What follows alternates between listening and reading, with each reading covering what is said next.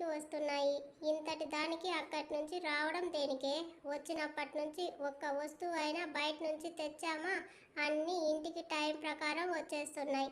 నువ్వు నీ తింగరితనం అని తల్లి కోప్పడుతుంటే తనని మాటలు అన్నా కూడా అతను చేయవలసిన పనులన్నీ చేస్తున్నాడు.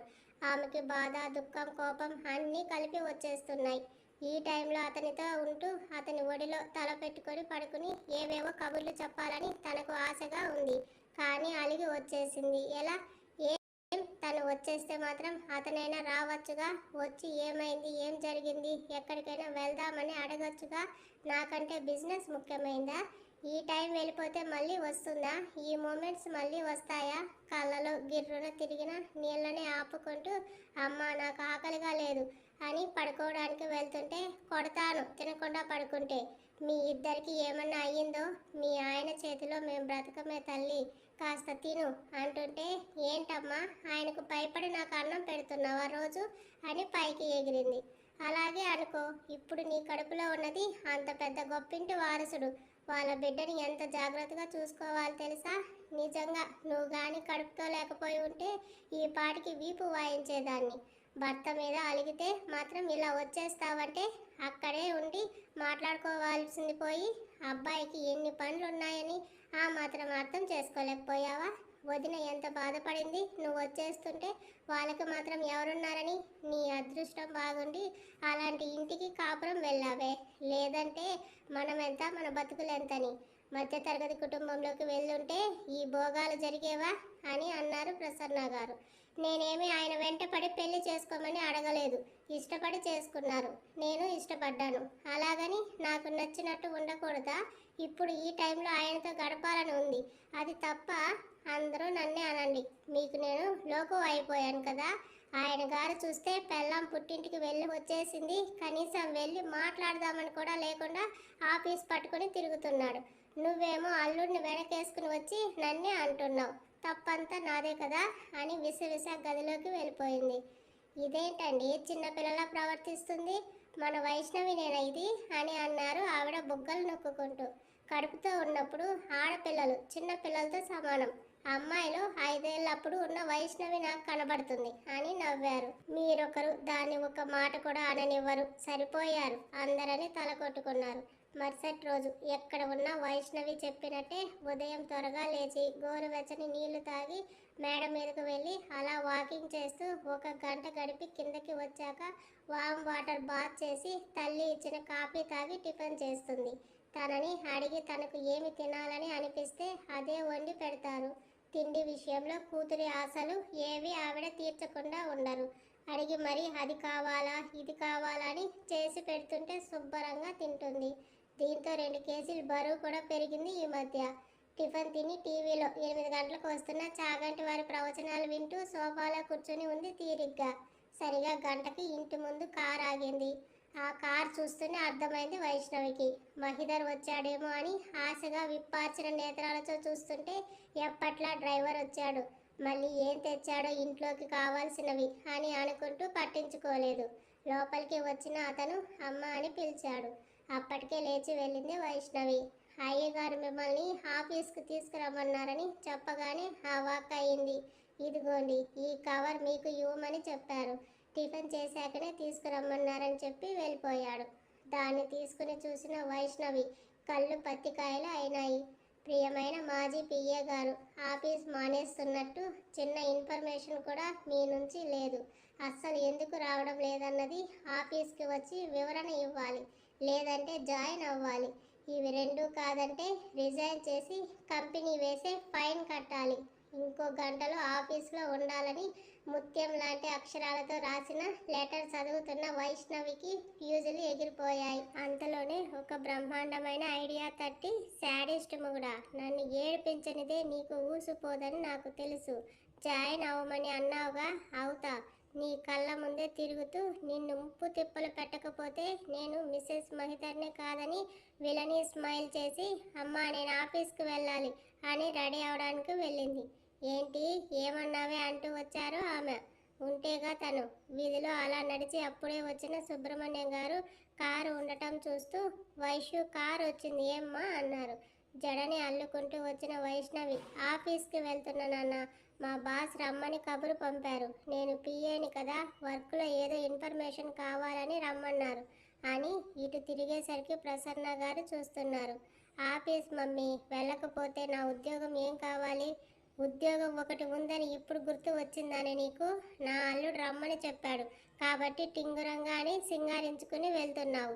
అది గుర్తు పెట్టుకో నాన్న. అసలు ఈవిడ నన్ను కన్న తల్లేనా? ఏ రోజైనా నాకు సపోర్ట్ చేసిందా? ఎప్పుడు చూడు అల్లుడు అల్లుడు, ఆయనకి ఒత్తాసు పలుకుతుంది. నాకు అనుమానం నన్ను కనలేదని అంటుండగానే ఏంటే ఏమన్నావు అని ఉరుముతూ వచ్చారు ఆమె. లేకపోతే ఆయన గారు నన్ను భార్యగా పిలవలేదు, ఆఫీస్కి పిఏగా పిలిచారు. వెళ్తాను, పని చూసుకుని వస్తాను. ఇంకా ఎక్కువ మాట్లాడితే నాకు డెలివరీ అయ్యే టైం వరకు జాబ్ చేస్తాను. వద్దు అనడానికి నువ్వెవరు, కాదనడానికి ఆయన ఎవరు? రమ్మన్నారుగా, వెళ్ళి అటో ఇటో తేల్చుకుని వస్తాను అని రెడీ అయ్యి తన ఆఫీస్ బ్యాగ్ తీసుకొని బయటకు వస్తుంటే పాలు తాగవే అన్నారు. వద్దులే, అనాల్సినవన్నీ అనేసి ఇలా ప్రేమ చూపించి మనుషుల్ని బానిసలు చేసేస్తారు అని మూతి తిప్పింది. వాళ్ళ కోపంలోనే ప్రేమ ఉంటుంది తల్లి. అటు అల్లుడైనా సరే, ఇటు మీ అమ్మ అయినా సరే, కోప్పడుతూ ప్రేమ చూపించే వారి ప్రేమలో నిజాయితీ ఉంటుంది. అందరిలా వాళ్ళు నటించలేరు. కోపం వస్తే చూపించేస్తారు. మీరు కూడా అమ్మకి సపోర్ట్ చేస్తున్నారు నాన్న. కానీ నా శాడిస్ట్ అని నిట్టూర్పు విడిచి తల్లి తెచ్చిన పాలు తాగి ఫ్రూట్ బాక్స్ బ్యాగ్లో పెట్టుకొని కారెక్కింది. చెప్పాను కదా, అల్లుడు గారు అమ్మాయిని చూడకుండా ఉండలేరని. చూసావా ఉద్యోగం వంకతో ఎలా రప్పించుకుంటున్నారు అని నవ్వుతూ లోనికి వెళ్ళారు సుబ్రహ్మణ్యం గారు. దీని మొండితనంతో అక్కడ ఏం ఘనకార్యం చేసి వస్తుందో అని నీరసపడ్డారు ప్రసన్న. ఆఫీస్కి వస్తుందని కానీ మనసులో లేదు. నిజంగా ఆఫీస్ వర్క్ మీదనే రమ్మన్నాడా, లేదంటే నన్ను ఏడిపించడానికి ఇదో ఛాన్స్గా తీసుకున్నాడా అని తెగ చించుతూ ఆఫీస్కి చేరుకుంది. కిందనే ఉన్న రిసెప్షనిస్ట్ వైష్ణవిని చూసి గుడ్ మార్నింగ్ చెప్పి లిఫ్ట్లోకి వచ్చి తనని ఫ్లోర్లో దించి వెళ్ళింది. ఎప్పట్లా తన క్యాబిన్కి వెళ్ళిన వైష్ణవికి మేనేజర్ వచ్చి చేయాల్సిన వర్క్ ఎక్స్ప్లెయిన్ చేసి త్వరగా ఆ పని చేయమని బాస్ ఆర్డర్ అని చెప్పి వెళ్ళాడు. ఓహో, ఇప్పుడు ఇలా కూడా సతాయించడం మొదలుపెట్టాడు అనుకుంటూ మహి ఎక్కడైనా కనిపిస్తాడేమోనని మధ్యలో దొంగ చూపులు చూసుకుంటూ వర్క్ మొదలుపెట్టింది. సరిగా గంటకి ఆఫీస్ బాయ్ వచ్చి జ్యూస్ ఇచ్చి వెళ్ళాడు. లంచ్ టైంకి చెప్పిన పని దాదాపు చేసి సిస్టమ్ క్లోజ్ చేసి నడుము పట్టేసినట్టు అనిపించి బయటకు వచ్చింది. ఫ్లోర్ అంతా పిన్ డ్రాప్ సైలెంట్గా ఉంది. బాబు చాంబర్ కూడా అక్కడే. వెళ్ళాలా వద్దా అని తింకుతూ ఆఫీస్లో లేడేమో అని వెళ్ళింది. అక్కడ లేడు మహి. అతని గది విశాలంగా విండోస్ ఓపెన్ చేస్తే ఫ్రెష్ ఎయిర్ వస్తూ చాలా బాగుంది. చైర్లో కూర్చొని తల వెనక్కి వాల్చి అతని ప్రెజెన్స్ని ఫీల్ అవుతూ టైం మర్చిపోయి చిన్నగా కునుకు తీసింది. నడుము మీద ఏదో పాకుతున్న ఫీలింగ్కి కళ్ళు తెరిచిన వైష్ణవి కళ్ళ ముందు ఉన్నాడు మహి. అతని తల తన పొట్టలో ఉంది. వెచ్చని ఊపిరి నాభిని తాకుతుంటే దుఃఖం ముంచుకొచ్చింది. వెక్కిళ్ళు ఆపుతున్న ఆమెను ఇబ్బంది పెట్టకుండా పైకి లేచి ముందుకు వంగి చైర్కి అటు ఇటు చేతులు ఉంచి తిన్నావా అన్నాడు. కొంతసేపు ఆగి మెడిసిన్ వేసుకున్నావా? అస్సలు తన వైపు చూడని వైష్ణవి చుబుకం పట్టుకొని పైకంటూ చెప్పిన వర్క్ ఫినిష్ చేశావా గుర్రుగా చూస్తూ ఇక్కడ ఏం చేస్తున్నావు? సమాధానం లేదు ఆమె దగ్గర. ఇప్పుడు ఇక్కడ నా మాజీ పిఏగా వచ్చావా, మిస్సెస్ మహిధర్గా వచ్చావా? పైకి లేవబోయినా తనకి ఆ ఛాన్స్ ఇవ్వకుండా ముందుకు వంగి ఆమె నుదుటిపై ముద్దు పెట్టి హ్యాండ్లూమ్ శారీలో కాస్త బొద్దుగా ఉన్న తనని చూస్తూ లుకింగ్ ప్రెటీ అన్నాడు. అంత శ్రద్ధ తీసుకొని మరీ ఆమె రెడీ అయ్యింది ఆ చిన్ని మాట కోసమే కదా. లైట్ పింక్ కలర్ శారీలో లూజ్గా అల్లిన జడ, చేతులు నిండుగా ఉన్న గాజులు, మెడలో తాళి, నల్ల పూసలు, సింపుల్గా క్యూట్గా ఉంది. అమ్మ అవుతూ మరింత అందంగా చబ్బీగా అనిపిస్తుంది. నన్ను ఎందుకు పిలిచారు? మరోసారి పైకి లేవబోతుంటే వెనక్కి జరిగి తనకి స్పేస్ ఇచ్చి బాస్ అని అడుగుతున్నావా, భర్తని అడుగుతున్నావా అని అడిగాడు. రెండు. బాస్గా ఆన్సర్ కావాలా, భర్తగా ఆన్సర్ కావాలా? కళ్ళెత్తి చూసి ఎలా చెప్పినా అంతా మీ ఇష్టమే కదా, నాదేముంది? ఇప్పుడు కూడా కావాలనే రప్పించుకుంటున్నారు కదా. మీ పంతం మీదే కానీ నా బాధ అర్థం అవ్వదు అని అంటుంటే వెళ్ళిన రోజు ఆమె వాగిన ప్రసంగాన్ని ఫోన్లో ఆన్ చేశాడు. బందీఖానాలో ఉన్నట్టు అనిపిస్తుంది. విముక్తి కావాలని వెళ్ళాం, దొరికిందా మనశ్శాంతి? సూటిగా అడిగిన అతని ప్రశ్నకు సమాధానం చెప్పకుండా వెళ్ళిపోతుంటే డోర్స్ లాక్ అయ్యాయి. అడుగుతుంటే ఆన్సర్ ఇవ్వకుండా ఎక్కడికి జంప్ చేసి టేబుల్ మీద కూర్చుంటూ అన్నాడు. ఏం ఆన్సర్ కావాలి? తిరగకుండా అటువైపు నుంచే అంది. ఫ్రీడమ్ కావాలి అన్నావు కదా. మేము నిన్ను బంధించి బందీఖానాలో ఉంచి టార్చర్ చేస్తున్నామని మరి మనశ్శాంతి దొరికిందా? మహిధర్ అడిగే విధానంలో గంభీరత. వెళ్ళాను. మనశ్శాంతి దొరికిందో లేదో నాకు తెలుసు. చెప్పాల్సిన అవసరం మీకు లేదనుకుంటాను.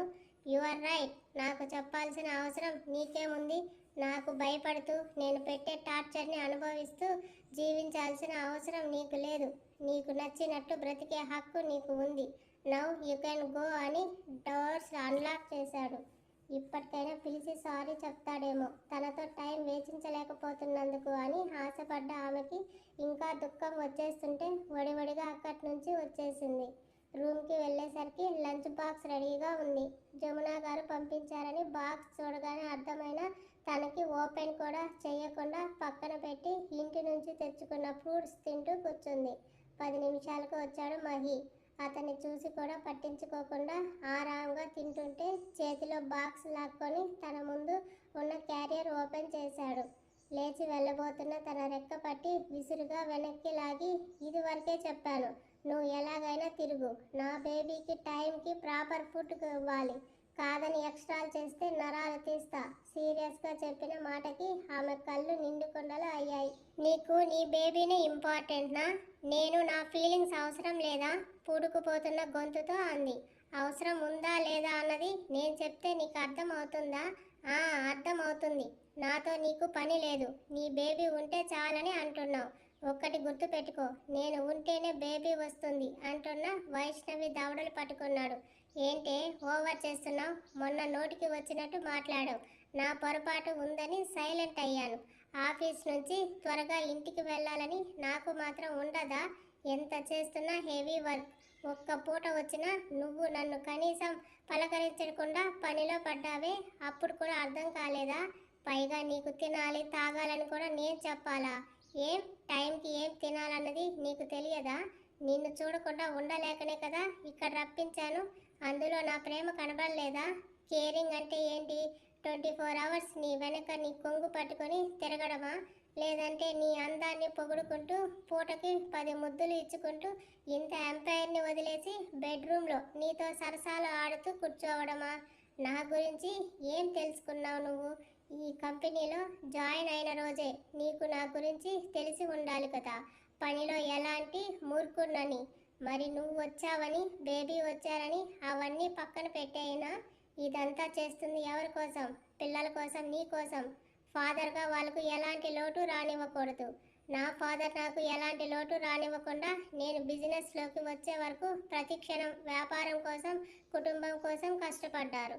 అదే నేను ఫాలో అవుతున్నాను. నా పిల్లల కోసం, భార్య కోసం, కుటుంబం కోసం. అయినో నీకు ఇది ఇంపార్టెంట్ టైం కాదని నేను అనడం లేదు.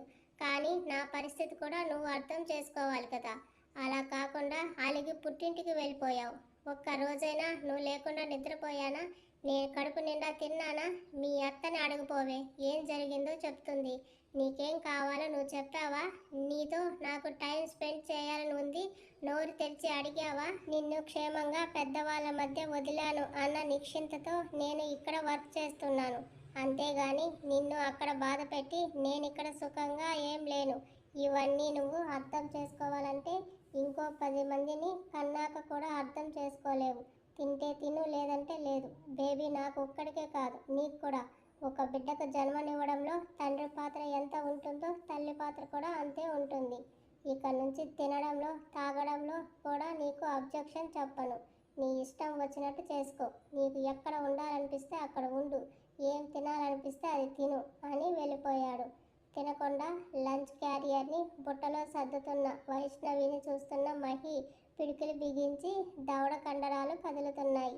ఇంత చెప్పినా ఇది మారలేదని అనుకుంటున్న అతను అలాగే ఇంకొక క్షణం ఉండి ఉంటే ఏమయ్యేదో కానీ ఆమె నేరుగా రూమ్ నుంచి బయటకు వచ్చి తన క్యాబిన్కి రావడం చూస్తున్న అతని ముడుచుకున్న కనుబొమ్మలు దూరంగా జరిగాయి.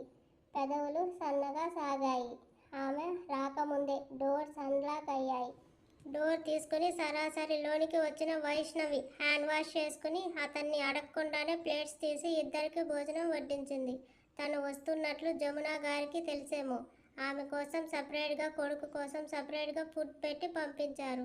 ఆవిడ ఓపికకి మనసులోనే కృతజ్ఞతలు తెలుపుకొని అతనికి వడ్డించి గ్లాసులో వాటర్ ఫిల్ చేసి కూర్చుని తన పాటికి తను తింటూ ఉంది.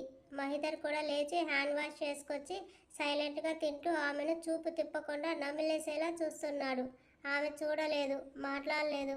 సైలెంట్గా తిని బాక్స్ యథావిధిగా పెట్టేసి వెళ్ళిపోయింది. ఈవినింగ్ వరకు మధ్యలో వచ్చిన జ్యూస్, ఫ్రూట్ సలాడ్ తిని నైట్ వరకు వర్క్ చేసి ఆఫీస్ టైం అయిపోవడంతో బయటకు వచ్చిన వైష్ణవి మహిధర్ ఇంకా రాకపోవడంతో వెయిట్ చేస్తుంది. వర్క్ ఉన్నా ఆమె తన కోసం వెయిట్ చేస్తుందని సిస్టమ్ షట్ డౌన్ చేసేసి బయటకు వచ్చాడు. ఆమెను చూస్తూ ముందుకు వెళ్తుంటే మాట్లాడకుండా వెనకే నడిచింది. కిందకి వచ్చి కారు ఎక్కిన మహిధర్ పక్కనే కూర్చుంది. ఇంటికి వచ్చే వరకు ఒకరినొకరు మాట్లాడుకోలేదు, చూసుకోలేదు. ఆమె విండో నుంచి బయటకు చూస్తుంటే అతన్ని దృష్టి రోడ్డు మీద ఉంది. పోర్టికోలో కారు ఆపి లోనికి వెళ్ళిన మహిధర్ వెనకే వెళ్ళింది.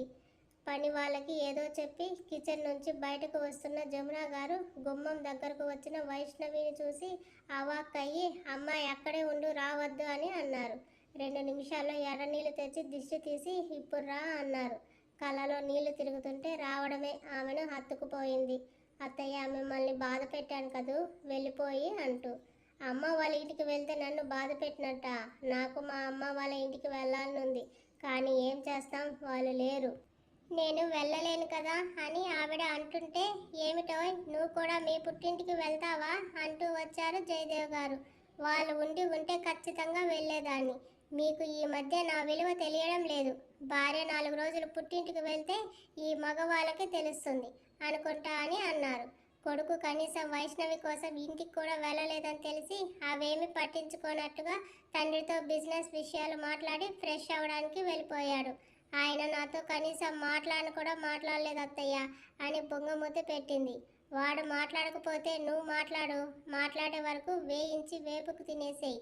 కావాలంటే ఎనర్జీ కోసం డ్రింక్ ఇస్తానని యాపిల్ జ్యూస్ తెచ్చి వైష్ణవికి ఇచ్చింది. వైష్ణవి వెళ్ళింది మహిధర్ కోసం. ఏమిటో పుట్టింటికి వెళ్తావా అన్నారు జయదేవ్ గారు.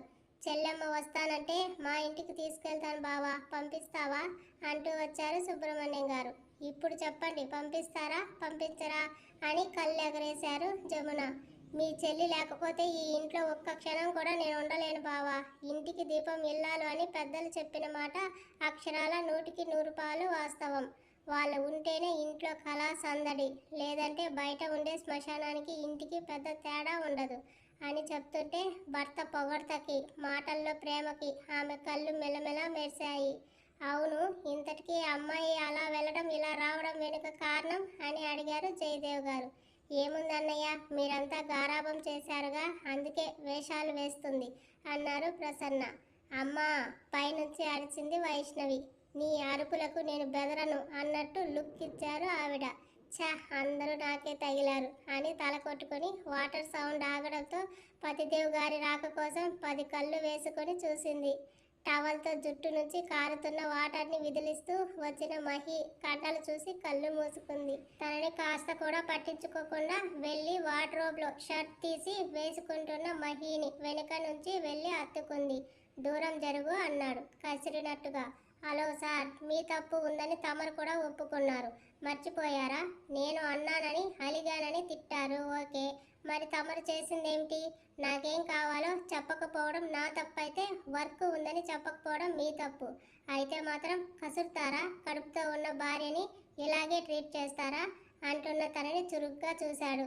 అదేలే చెప్తున్నాను అని మూతి తిప్పి ఆకలేస్తుంది అంది. ఈ డ్రామాలంతా నా దగ్గర కుదరదు.